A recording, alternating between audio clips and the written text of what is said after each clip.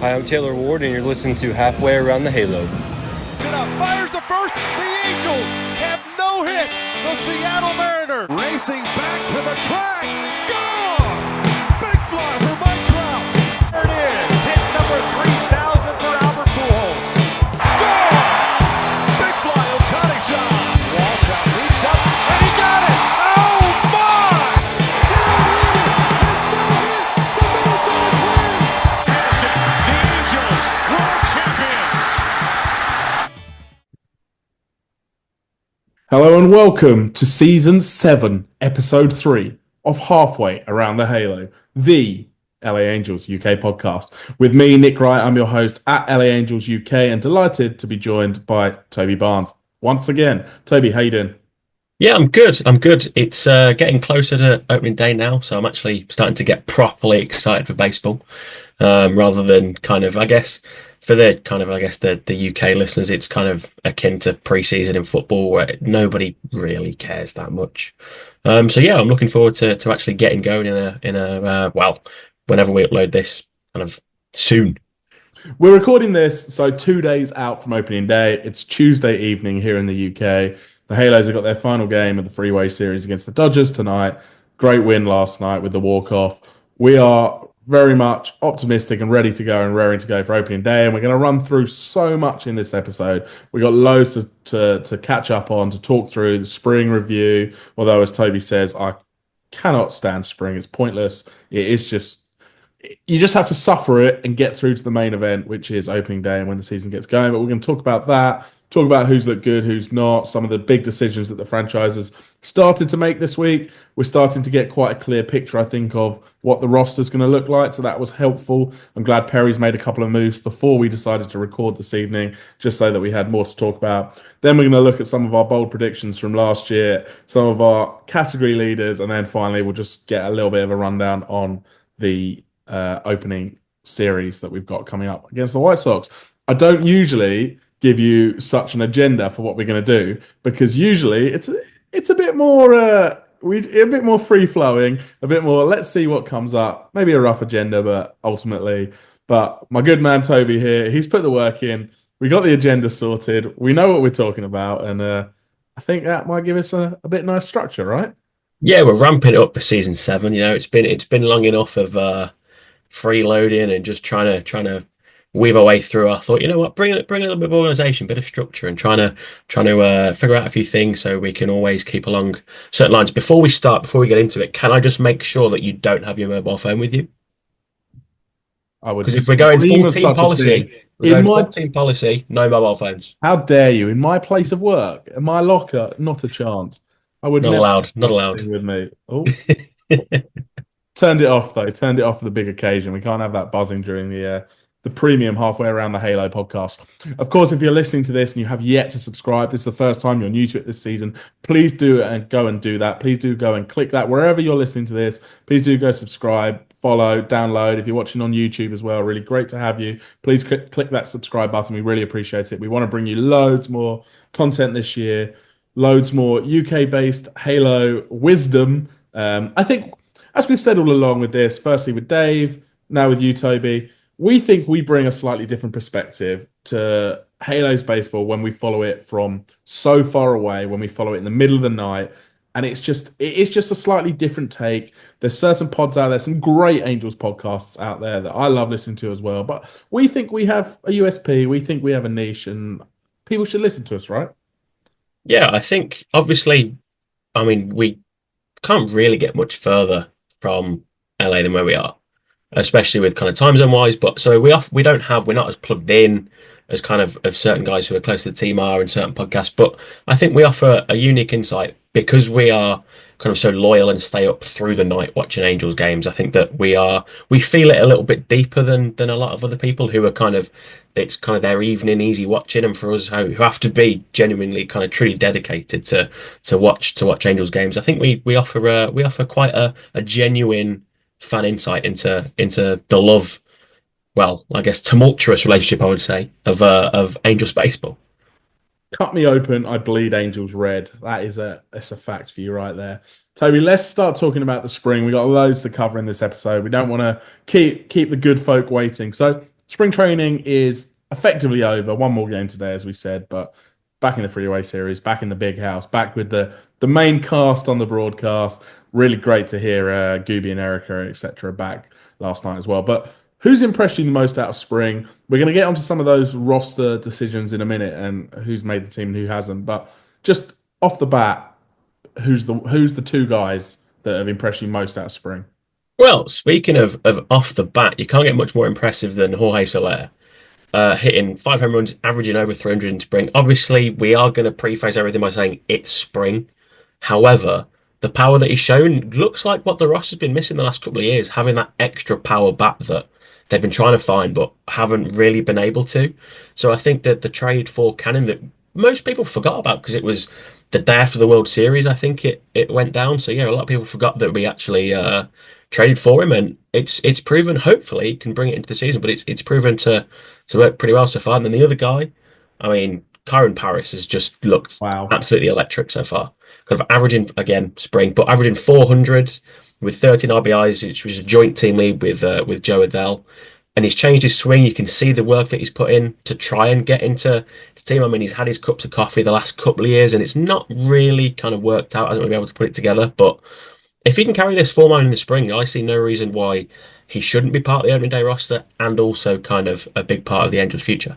I think on Kyron Paris, everyone's been impressed. We all have heard about what he's done with Aaron Judge's coach and some of the swing adjustments. And I've seen videos today. It's not just change of swing; it's a whole change of approach at the plate. And I think we've all been.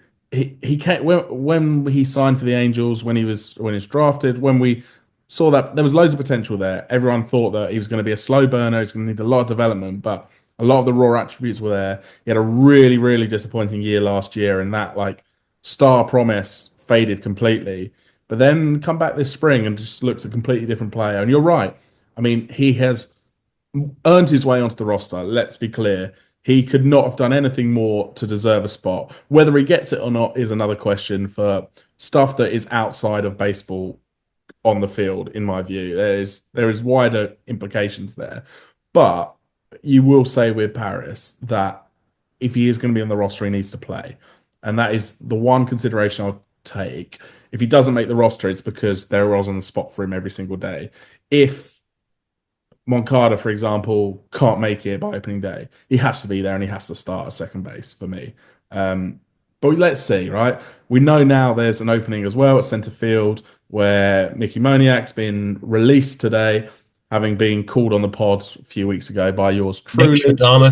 Nick Stradamus predicting the future, absolutely said that Moniak should have been released, and he's gone. I mean, averaging less than 200 in the spring and needing to show signs of progression, and clearly hasn't forced the Angels' hand. I think a little bit. The timing is quite strange doing it this close to every day, but maybe they wanted to see if he could put the steps and progress in the spring with the new facilities and taking advantage of all the new tech that they had. And clearly, he's not shown enough, and of being out of options as well, forced the hand into saying, you know what, we don't want you filling space on our team.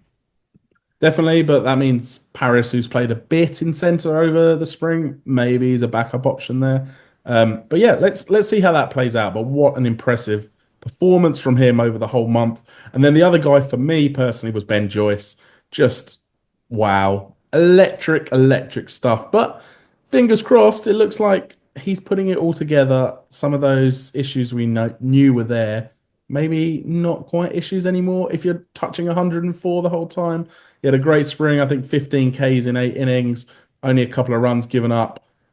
Great numbers. Really great to see him so early in the year, firing it down there, hitting those big digits, 3-digit numbers, and also just the control and the command looked like he had it working, right?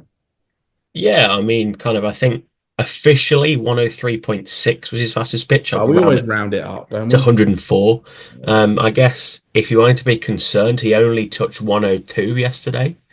So if you want to be concerned, that's slow for Should Ben he Joyce. should he have been out the door with Moniak? Is that what you're saying? Yeah, so only hitting 102. I mean, he's clearly on the way down. He's going to season on a down slope. So we never know what could happen. But no, he looks kind of, all jokes aside, he looks seriously impressive. And as your setup guy, your eighth inning guy, to then have Janssen closing down in the ninth, I genuinely think it's a top 8, top 10 kind of back two in the league. If Janssen can do what he's done over the last Mm. however many years, and Joyce can continue what we've seen, I think that's a top eight setup duo in the whole of baseball. I couldn't disagree. I mean, Janssen's been there, done that, got the t-shirt, going for all sorts of records still as he continues with his pretty impressive resume and career. Joyce is just this young stud who's going to be the future of this Angels back end of this pen for hopefully many, many, many years to come. Yeah, I agree. Hopefully, the Angels are in a position and have enough leads in the season to make the most of them. That's the one thing we have to think about here is whether they're both going to get the right opportunities to close out games. But let's not be negative at this stage. Let's just hope that that is going to shine through as the season goes on.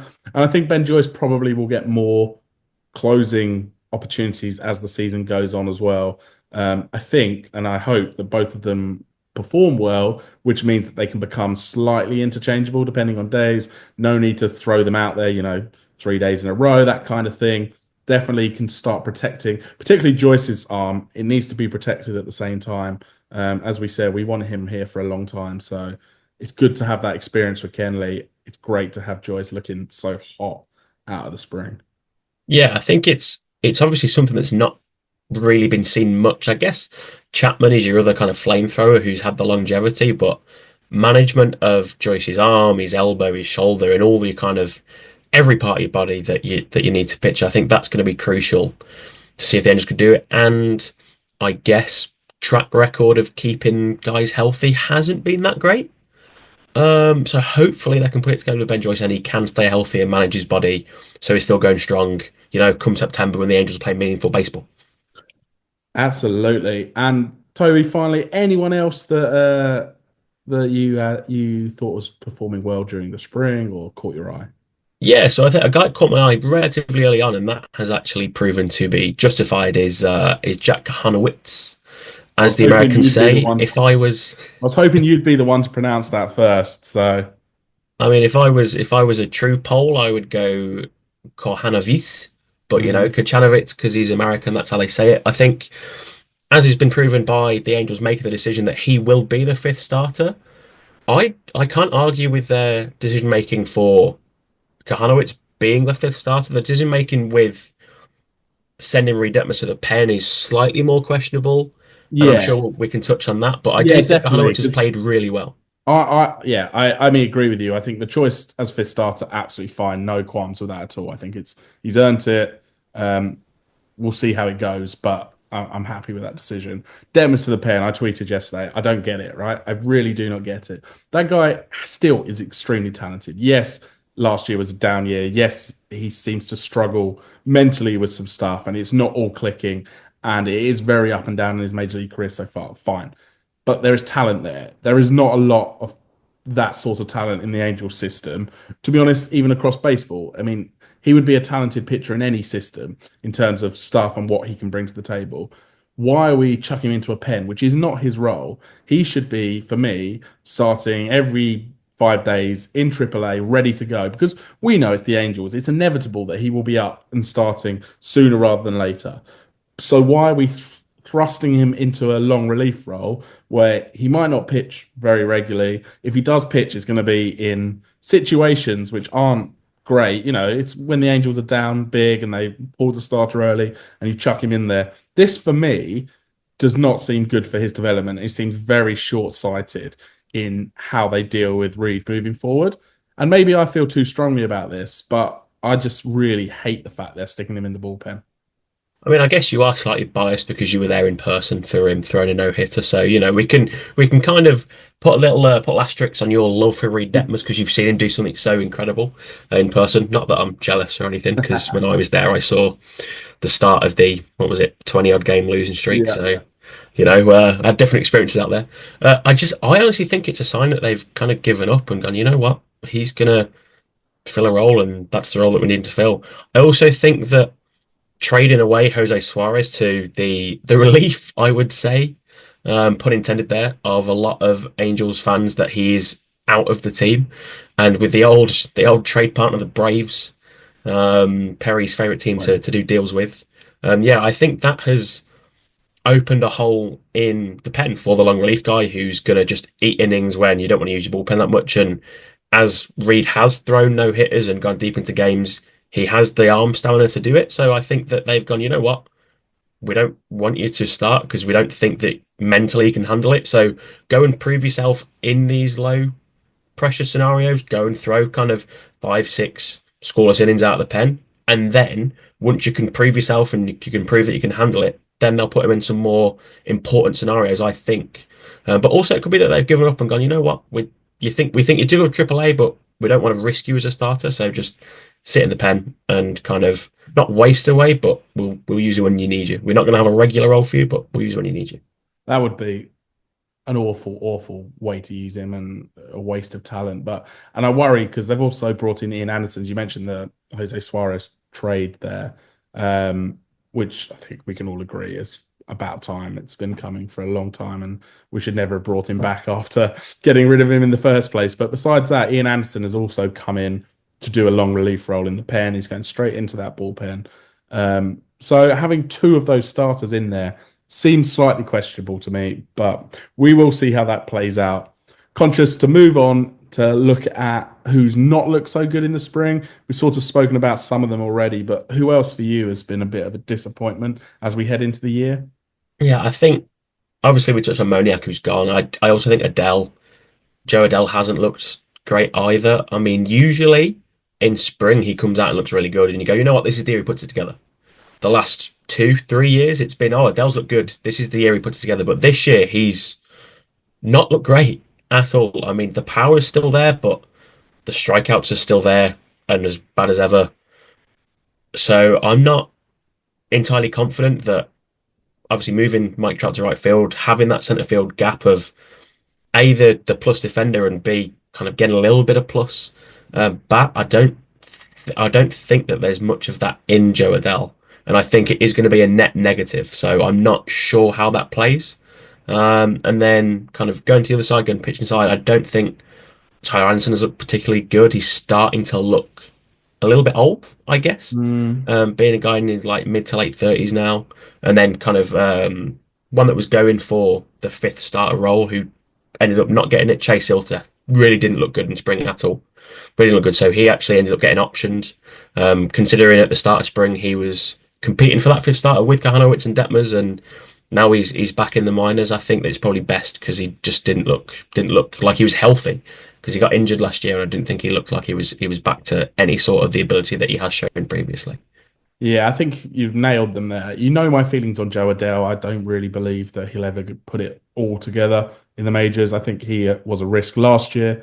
He got through the year. He's now somehow starting in centre field for the Angels.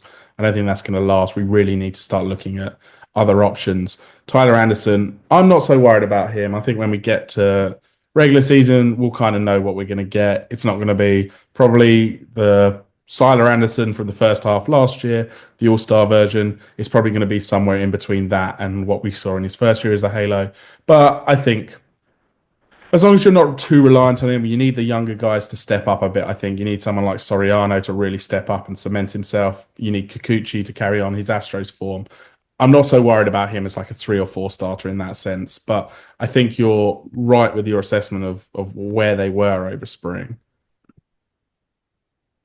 Yeah, and I think with Tyler Anderson, he has, with the additions that they've made with Kikuchi and potentially Hendricks too, he has fallen down that kind of order of priority with the starters, and I think Soriano is going to be kind of ahead of him in the order, which means that he can have a season closer to the mean, I guess, of what he's shown in an Angels jersey so far. Big news as we're speaking. Straight after the Kyron Paris discussion, one of the guys we probably should have mentioned when we were talking about having a bad spring, Jose Quijada, he's gone. Looks like he's gone. Perdomo's gone. It looks like McDaniels is going to get that final spot in the bullpen. And also Nicky Lopez has a locker ahead of the final freeway game, the series tonight. The pretty light hitting, but fairly elite defensively, shortstop, second base, etc. So big moves as we are recording live to bring to you. That does seem Nicky Lopez move suggests to me Kyron Paris will start in the minors. It's been announced as well that Caden Dana will start at AAA, not a double A. So lots of moves as we're recording. Toby, reflections on that? Well, I think it's probably the right move. However, I'm upset that the team just got a whole lot less spicy. But that spice has sort of been watered down quite a lot over. Yeah, the spice is kind of if we use a Nando's level of spice, he's gone from being kind of at times extra hot and hot to being lemon and herb at best. Yeah, So we can't have that level of spice on this team. If you're a lemon and herb chooser, don't even listen. Get out now. we do accept lemon and herb listeners, by the way. Yeah, I mean, Hey, begrudgingly we do. But begrudgingly, but yeah, you're still welcome on halfway around the Halo. Uh, Before we get onto these bold predictions, I just want to finish off then the spring. Um, any surprises, anything good or bad that you've enjoyed over spring, you weren't expecting, and you're ready, raring to go? well, I mean, I guess nobody really expected Mike Trout to end up in right field. And admittedly, it does look very strange because he has such an iconic kind of running style and his throwing motion. It does look weird him being out in the corner when expecting to be roaming the center and kind of taking control of everything. But honestly, if it leads to him kind of having the health and putting less strain on his body, I'm all for it. And as much as it looks weird, he's on the field, which I guess looks a bit weird. So as long as he stays there, I'm fine with it. Yeah, let's keep him there. And the other one for me, I think, would be Kyle Hendricks. I think everyone kind of assumed he was washed. I know he sort of had a bit of a resurgence at the back end of last year and changed a few things around. Had a really good spring for the Halos. It looked really good. Whether that carries on to the regular season, we will wait and see. But I think I was pleasantly surprised by his performances in spring and what he could bring to this Halos rotation. Yeah, I also think not seeing him in a Cubs jersey was very weird. That's weird, yeah. Obviously, him being an iconic member of their World Series winning team and then kind of not being there, it is a bit. It took a bit of getting used to going. Well, this guy plays for us. Mm. But you also have to remember that he's not the guy he was. But if you can parlay some of the good stuff he's shown into the season, then yeah, I'm looking forward to it. Shout out at this point to friend of the show, Michael Peterson, as well. Didn't make the roster, unfortunately. He got a long way through the process. He was one of the final few cuts, but thankfully going to be starting the season at AAA for the Halo, still in the organisation, still our friend, still we hope to see him at Angel Stadium at some point this year. I'm sure we're going to need him. We're going to need that British gas and we're going to need that Bulldog spirit. So just wanted to give Michael his props. Yeah, hopefully if he makes it, or even kind of during the season, we can get him back on and ask him about how the season's going. So keeping that British interest alive. Absolutely. Come on, Michael. We are rooting for you. Toby, let's start actually and take things back a bit now. 2024. So at this point last year, we did a prediction show with our good friend Dave Evans to just run through what we thought would happen. There was like a few bold predictions, some category leaders, etc. I know you've done the arduous task of going back and listening to us, which I'm thankful for, and that must have been a bit of a hardship having to listen back to the three of us babbling on. But you've done it. Let's run through it. I think it should be quite interesting. Yeah, there was some quite interesting takes that we had. I would say that because we gave up on the Angels fairly early on. There wasn't that many episodes to go back scroll back through to find our season preview last year. Hopefully we can stick it out a bit longer this year. But yeah, let's get to it. So our bold predictions for 2024. You had Taylor Ward staying healthy and getting an MVP vote, which didn't go so well. You also said that Nelson Rada and Caden Dana would make the top 100 prospect lists. One out Caden of two. Dana is currently listed as number 77. Which, so half of that is right. Nelson Rada currently the Angels' number 5 prospect. Yeah, not far So off, slipped maybe. down a little bit in the order because of picking up Christian Moore and Donna obviously usurping him. So yeah. And you also said that Joe Adele will get DFA'd or traded by May. I stand by that one. That was entirely possible, and he's lucky to still be here. So are we going to kind of roll that one over to 2025? I might roll it over. We'll see. But I Yeah. don't think we have the opportunity now because there is literally nothing on the roster. There's Anyway, no depth now. My bold predictions were that Zach Neto would be the best Angel not named Mike Trout, and And I think I would say that is entirely accurate as of last year. He had a 2020 season. He was really, really good. I'm just trying to think of anyone that you could put up there with him. Maybe Logan O'Hoppe, although he tailed off. Maybe, I mean, Tyler Anderson had an all-star season. But honestly, I think you can have it. Well done. yeah, I think Zach Neto was the team leader in wins above replacement as well, which obviously is a sign of a player who's playing well. So yeah, and I also kind of completely threw it out there that the Angels will make the playoffs, which we have to say somebody has to say it every year just so we can be right. But I thought I'd bite the bullet and take it. I never truly believed it. However, I guess it counts as a bold prediction. So we had that, and It then certainly was bold. it was slightly too bold. I'll admit that it was slightly too bold. But we go again. Might roll that one over as well. Who knows? And then category leaders. That's going to start off with we have home runs. I predicted that Brandon Drury would lead the team in home runs with 31. He finished with 4 in 97 games. Your prediction was Mike Trout, who would hit 38. He was on a great pace. He hit 10 in 29 games. So, he was well on his way to kind of 50, but 29 games was all he managed last year. And then Dave also said Drury. They ended up with Taylor Ward. You both said Brandon Drury. Yeah, he was really good a couple of years ago, and then just couldn't find it. That really? I didn't think those were supposed to be bold predictions. Yeah, and then it ended up Taylor Ward hit 25, Neto hit 23, and then Hoppy and Adele had 20. So they were the season leaders. So unfortunately, nowhere near our predictions. Yeah, RBIs. On RBIs, I do remember mine because it was completely outlandish. And I believe, and you can tell me if I'm wrong, I went for Nolan Shanuel. And I think I went for something ridiculous in the 80s, 90s, 91 maybe. You predicted that Nolan Schanuel would have 96 RBIs. It's absolutely mental. Yeah, he finished with 54. Well, So not he was far. more than halfway there. Yeah. Dave said that Mike Trout would get 110, and I said that Trout would get 91. Trout finished with 14 RBIs in his 29 games. Oh, last year was the real just solo home runs, wasn't it? Before he broke down. Yeah, pretty much he had no help whatsoever. It ended up being that Neto led the team with 77 and Taylor Wood had 75. So that's your benchmark as we're thinking ahead for this year and what we want to go. Yeah, and then we move on to stolen bases. So it ended up, so I'll start with kind of who finished the season at the top first, and we're going to be predicted. So it ended up with Neto leading the team with 20 and Renhefo with 24. I said that Neto would 30, right? 30, yeah, Neto had 30. I predicted that Neto would lead the team with 17. I didn't think he'd be as aggressive as he was, but he was correct. And you predicted that Renhefo would get 14. So, you were close because he came second with 24. So I'd say we both did quite well. Dave said Mike Trout. I've been predicting the Renhefo 2020 season for some time, and I still will. I might have to downgrade it to 15-15 for the homers, but I just think he has that potential. 24 stolen bags last year is great. He can do that again easily this year if he stays healthy. Probably we're looking at 30 plus. Same with Neto if he's healthy and they let him run loose. So I like the fact that this team runs, and I think we did quite well identifying our runners there. Yeah, I think unfortunately, obviously Neto's going to start the season injured. Renhefo's not fully healthy, so they might not put up those sort of seasons, but they should be kind of close to the team lead again. We'll move to the other side. We'll move to the pitching side and wins. I predicted that Reed Detmers would lead the team with 12.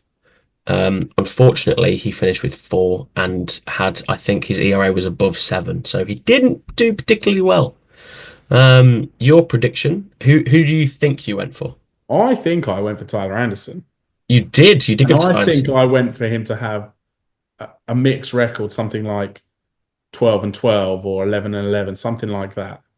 Yeah, so your predicted finished with 13 wins and he ended up with 10, which led the team, which is, slightly depressing that your team pitching leader finished with 10 wins, but the Angels season was pretty depressing. So, yeah. We'll move on to strikeouts now. I predicted that Chase Silseth would lead the team in strikeouts. I thought he would have the whole season being a starter. He pitched 8 innings and finished with 18 strikeouts, so it's quite good strikeout ratio. However, yeah. Oh, no, sorry, he finished with 12. I typed that wrong. Yeah, finished with 12 in 8 innings. So, yeah, not great. Huge. Your prediction was that Reed Detmers would lead the team in strikeouts. He came third with 109. Right. Tyler Anderson led with 142.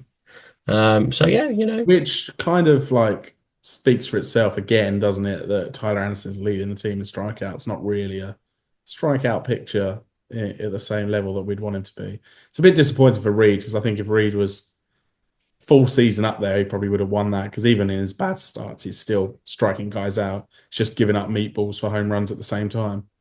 yeah, and I did have a little bit more of a deep dive into it, and Detmers had the highest kind of strikeouts per 9 innings rate of any starter that they had with 11.2. Tyler Anderson, for reference, was 7.1. So I guess pitching the most innings meant that he got the most strikeouts more than anything else. Mm.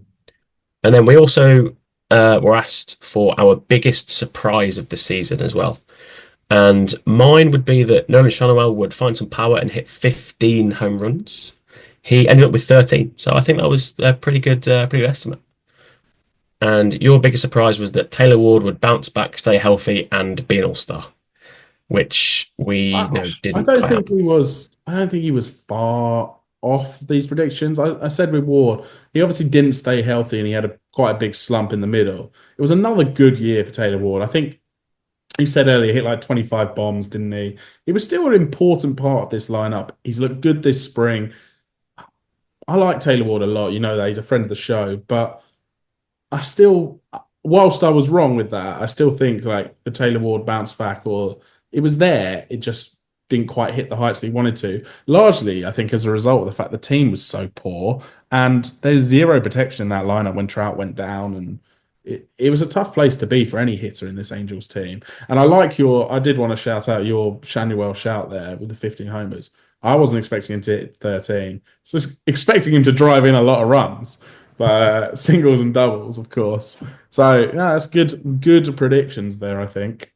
Yeah, I do think with Taylor Ward as well is that I would be happy for him to stay healthy the whole season and stay at a major league average level or above that. Because the Mm. problem with Taylor Ward is he has too many peaks and troughs. I think he's too inconsistent. We know he starts well, and then kind of in the summer when most players should be getting better, the balls start traveling further. He seems to dip off massively, but hopefully he can put it together through a whole season. And then Did you forget to use his official title there? friend of the show, Taylor Ward. My bad. Friend of the show, Taylor Ward. And then obviously we finished our predictions with the season records. I thought it would be a three-peat of 73 wins. You were a little bit less optimistic, saying 71. They actually finished with 63, losing 99 games. So the Angels have still never lost 100 games in a season. And the only team in Major League history to never do it. We, Yeah, the champs. yeah, kind of celebrating mediocrity here. I guess you're used to that being a Spurs fan, right? You support Coventry. FA Cup champions 1987. Yeah, we've won it 8 times.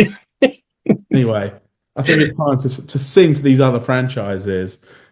Never losing 100 games in a season. You'll never sing that. Oh, You'll 100%. never That sing can, that. I think we need to You'll put that never in sing the show open. that. Quite possibly. All right, 2025 then, baby. Let's do it.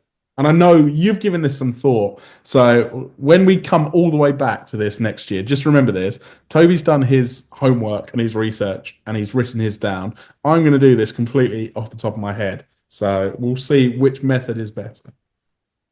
Yeah, I mean, I wouldn't say I gave it much thought. I kind of just wrote down names and thought that, they would do the business. I didn't look at many projections. I I, was like, just going gut feeling, completely gut feeling. don't let him fool you. He spent hours and hours on this.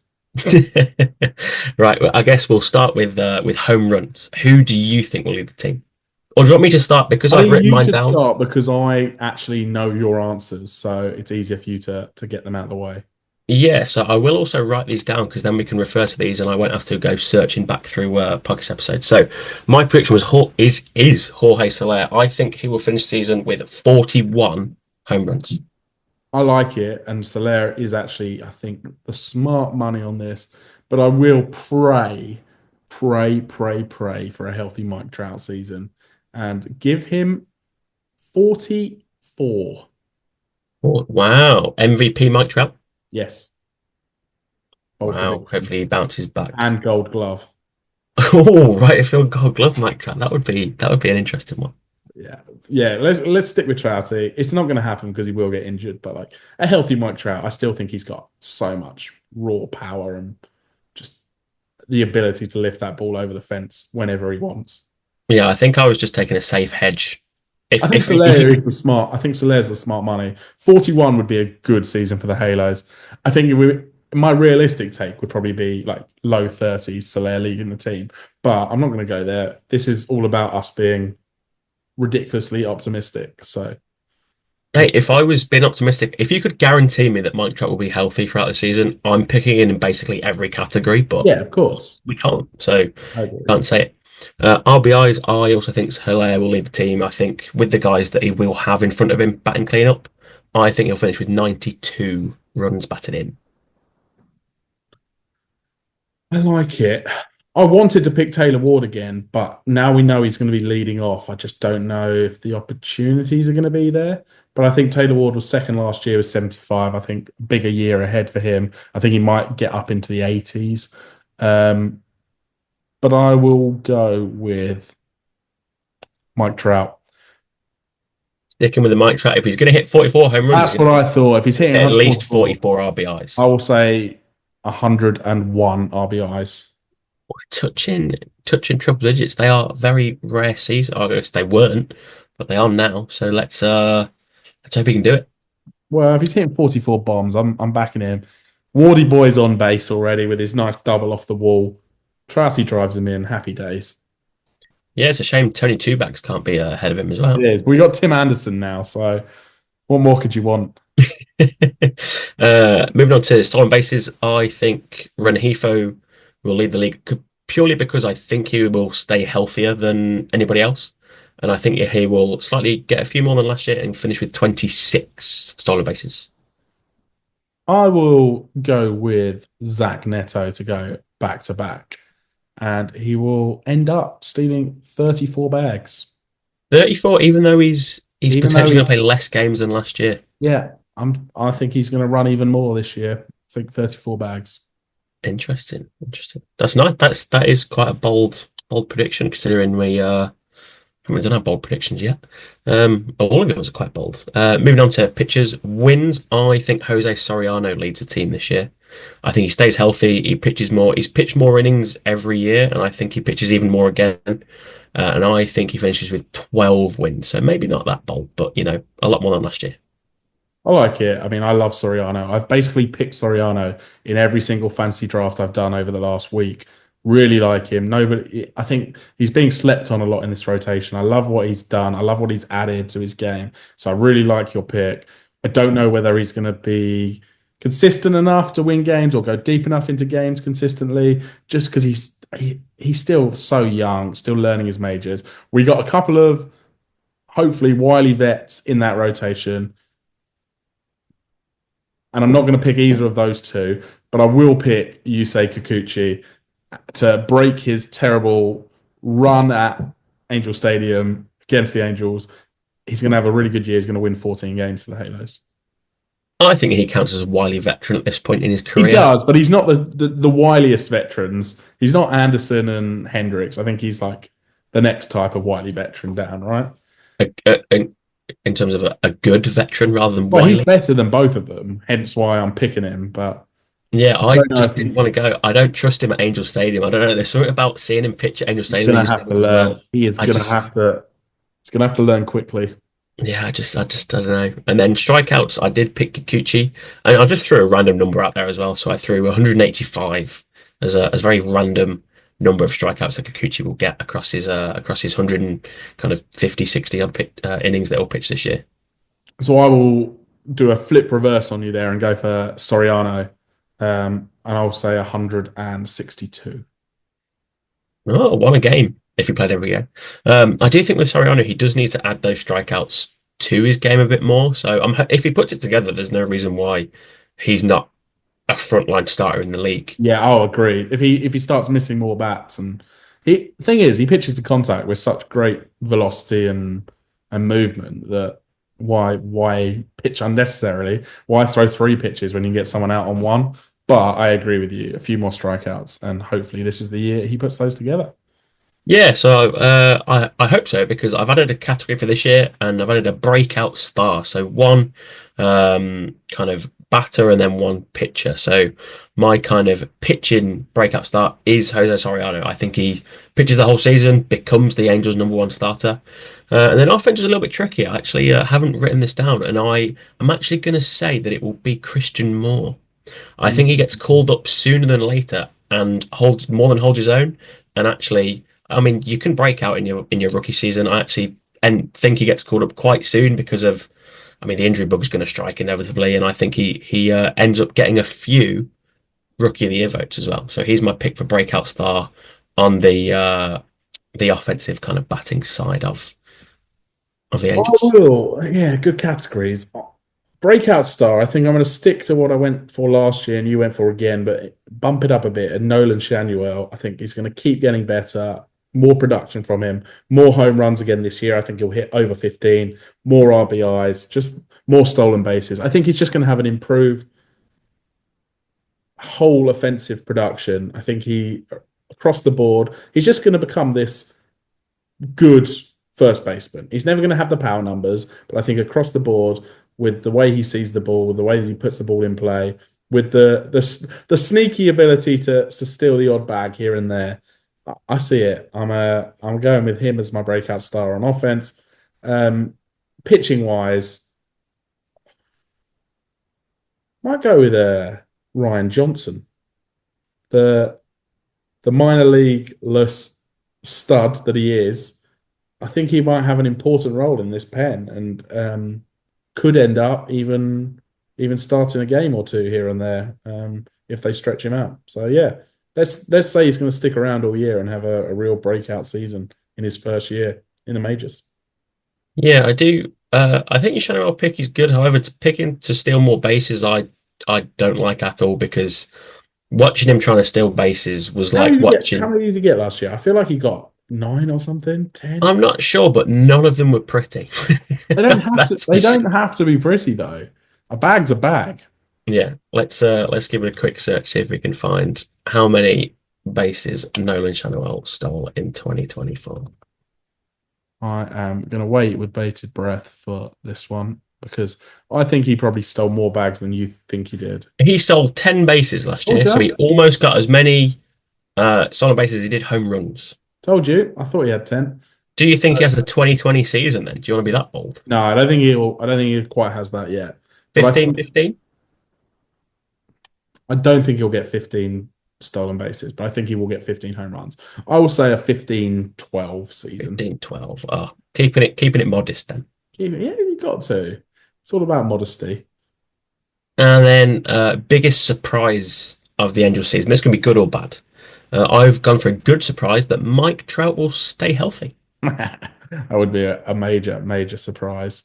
Um, my biggest surprise, Anthony Rendon turns up at the stadium for a game. Just to say hi to the fans and thank them for all their support.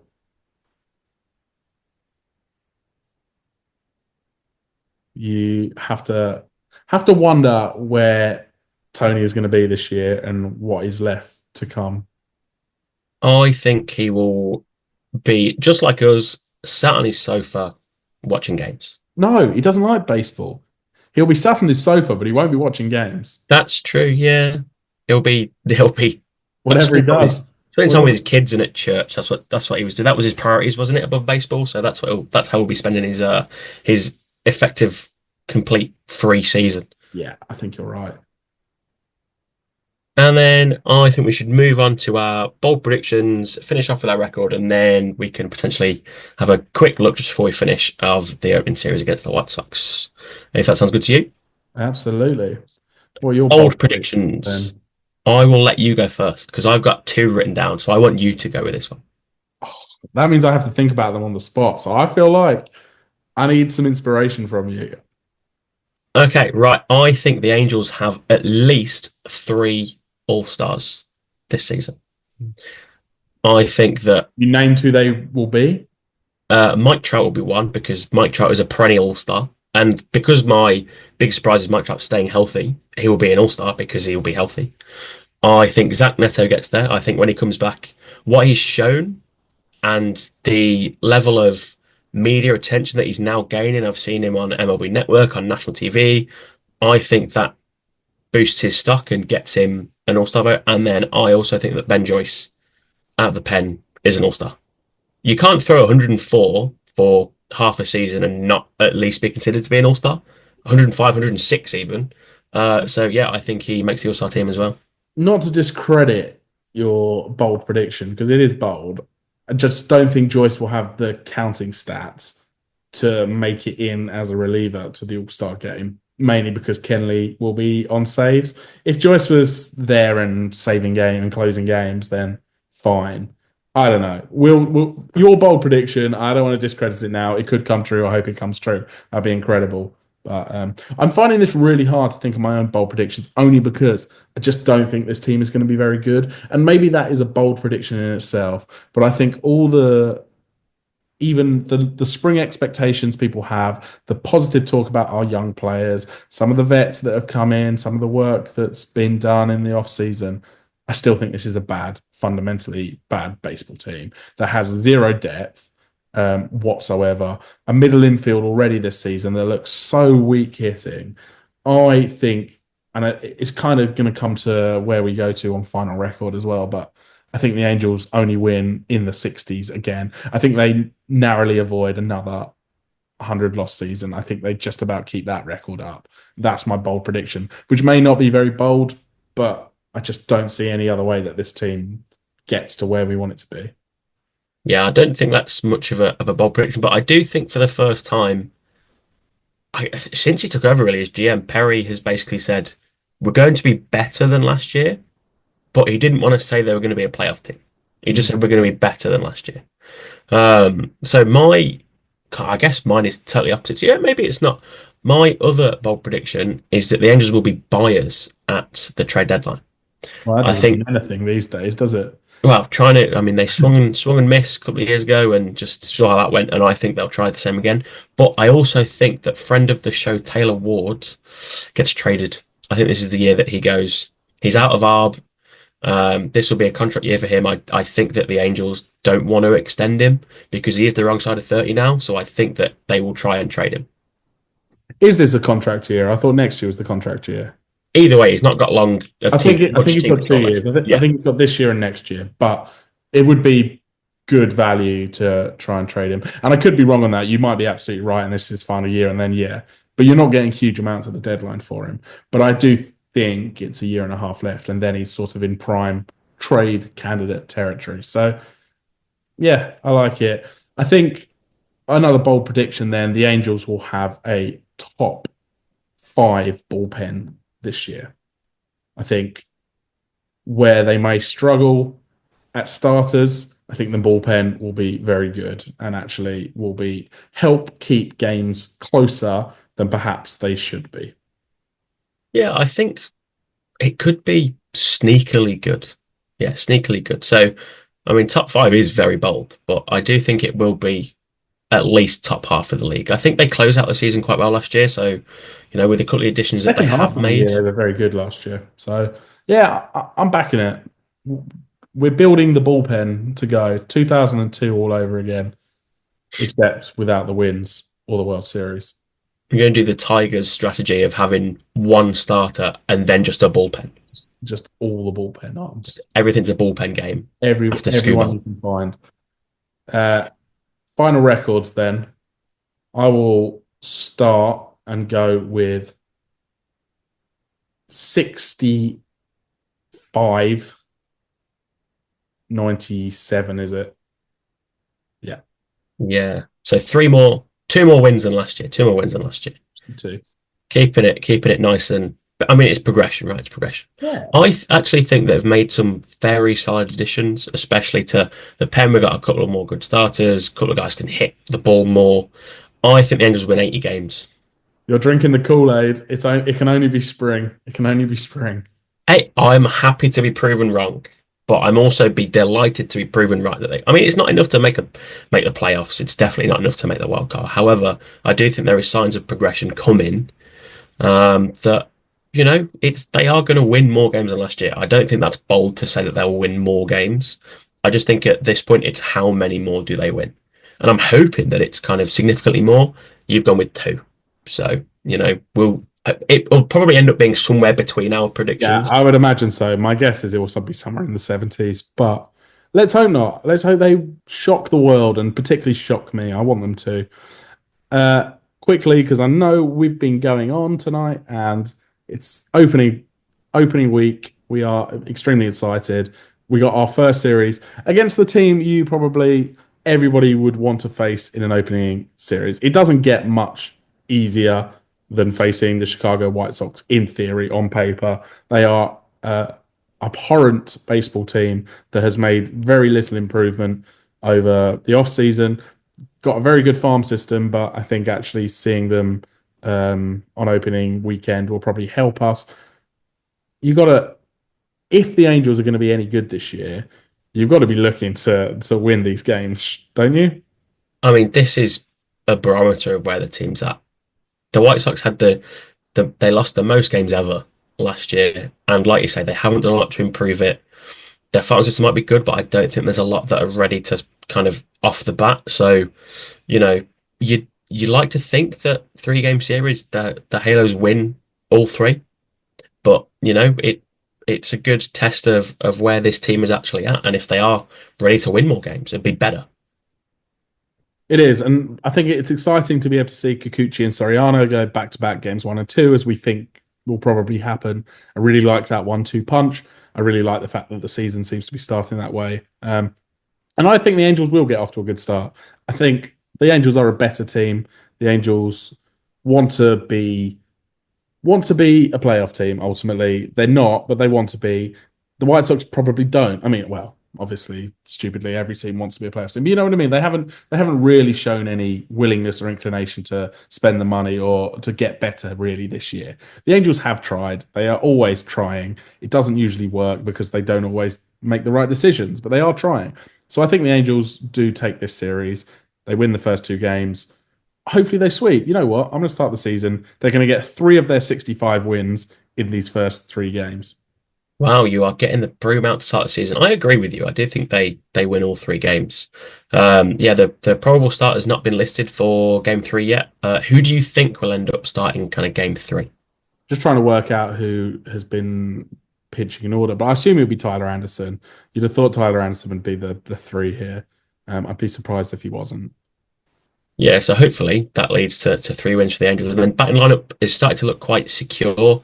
The last few days, it's kind of the final tune-ups, and I do actually quite like your first kind of 4 or 5 guys in the batting lineup. I think that will Ward, be sneakily good. Ward Anderson probably to start the season, will it? Or depending on who's back, Trout in the 3 hole. Do you like Trout in the 3 hole? I quite like him getting more at bats. I quite like him in the 2 personally, but I get it. Whatever. Soler at 4. That is a quite a nice 1 to 4 punch, isn't it? Um, Slotting Ohopi, Shanuel into that middle order. There's some potential there. Yeah, I do think when Renhefo, if slash when he's healthy, I do think he would be good in the 2 Yeah. as well. I think that is quite a strong top half your lineup, really. So yeah, I think that hopefully it looks good and it goes well, and the Angels kind of start their season off as they mean to go on with 100% win record. Would be lovely. Do you know what I do hate? I always need to have a little quick rant here. I hate the day off after opening day. I get it because of the weather and everything, but how deflating is it? You spend all your time building up for that first game. You love it. The Halos are back. Whatever happens, you get the buzz back, don't you, for baseball? And then you have to sit and have nothing the next day.